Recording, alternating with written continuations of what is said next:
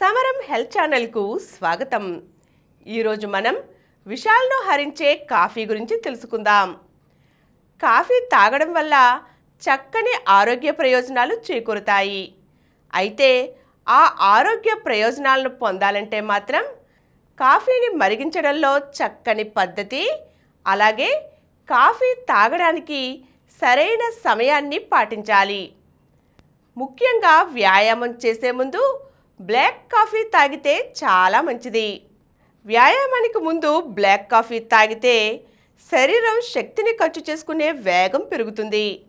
వ్యాయామంతో శరీరం చురుగ్గా మారడం వల్ల విషాలు శరీరం నుంచి బహిర్గతం కావడానికి చక్కని దారి ఏర్పడుతుంది. కాఫీని సరైన మోతాదులో తీసుకుంటే శరీరంలో విషాలు హరిస్తాయి. దాంతో కాలేయ పనితీరు మెరుగుపడుతుంది. కాఫీ గింజల్లోని క్లోరోజెనిక్ యాసిడ్లో ఉండే యాంటీ ఆక్సిడెంట్స్ శరీరంలోని ఫ్రీ రాడికల్స్ను స్థిరీకరిస్తాయి. దీంతో మూత్రపిండాల పనితీరు మెరుగై మూత్రం ద్వారా శరీరంలోని విషాలు బయటకు పోతాయి. అయితే ఈ ప్రయోజనాలు పొందాలంటే సరైన కాఫీ దినుసులను సరైన విధానంలో వాడుకొని సరైన సమయాలలో సరైన మోతాదులో కాఫీ తయారు చేసుకుని తాగాలి.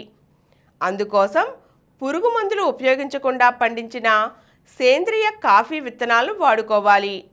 అలాగే డికాక్షన్కు చక్కెర జోడించకూడదు. బ్లాక్ కాఫీ లేదా దాల్చిన చెక్క జోడించిన కాఫీ తాగాలి. నచ్చిన వాళ్ళు ఆరోగ్యకరమైన కొబ్బరి నూనె లేదా వెన్నలను జోడించి ఆ కాఫీని బుల్లెట్ ప్రూఫ్ కాఫీగా తాగవచ్చు.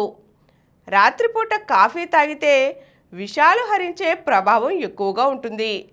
అయితే ఉదయం 9:30 నుంచి 11:30 మధ్య సమయం కాఫీకి చాలా అనువైన సమయం. ఉదయాన్నే నిద్రలేచిన వెంటనే రాత్రి పడుకునే ముందు కాఫీ తాగడం అంత మంచిది కాదు. అలాగే కాఫీ ప్రయోజనాలను సద్వినియోగం చేసుకోవాలంటే రోజుకు 2 నుంచి 3 కప్పులకు మాత్రమే పరిమితం కావాలి. ఈరోజు మనం విషాలను హరించే కాఫీతో ఎటువంటి ప్రయోజనాలు ఉంటాయో వాటిని ఎలా పొందాలో తెలుసుకున్నాం కదండి.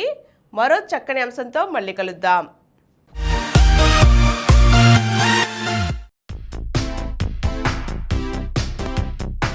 ఈ కార్యక్రమం మీకు ఎంతో నచ్చింది కదా.